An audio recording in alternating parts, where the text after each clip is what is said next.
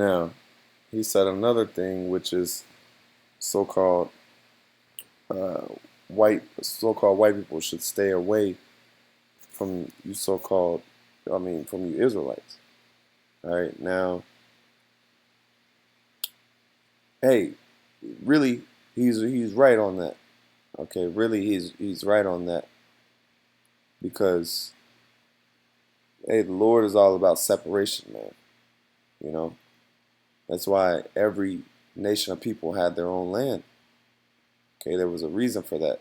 There's a reason why the Lord had nations dwell amongst each other, and He gave particular people their own land because the Lord, um, hey, because the Lord, he could have just mingled everything together, but it'll be confusion, just like how you see in Babylon today.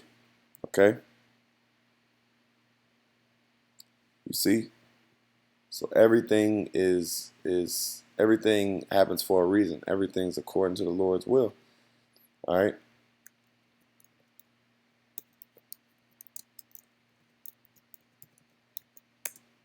Let's get this. It says Exodus 19:12. It says, "And thou shalt set bounds unto the people round about, saying, Take heed to yourselves, that ye go not up into the mount, or touch the border of it. Whosoever toucheth the mount shall surely be put to death." I'm sorry, I was looking for Deuteronomy 32:8. It says, "When the Most High divided to the nations their inheritance, when he separated the sons of Adam, he set the bounds of the people according to the number of the children of Israel."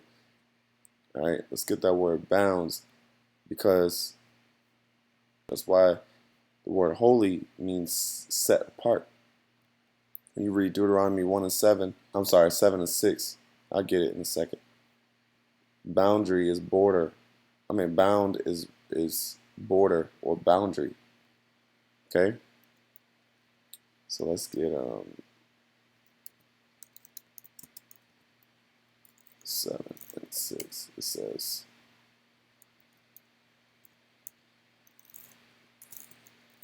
Deuteronomy 7, correct my words.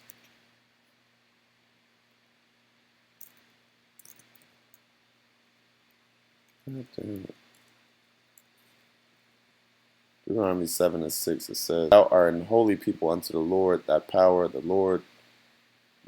hath chosen thee to be a special people unto himself above all people that are upon the face of the earth." Okay? So the Lord set you to be above all people that are upon the face of the earth. That's separation, man. It says he have chosen you to be a special people unto himself. All right?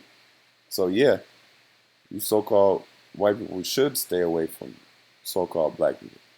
Because hey, we all do better when we're look at Black Wall Street. Black Wall Street was flourishing.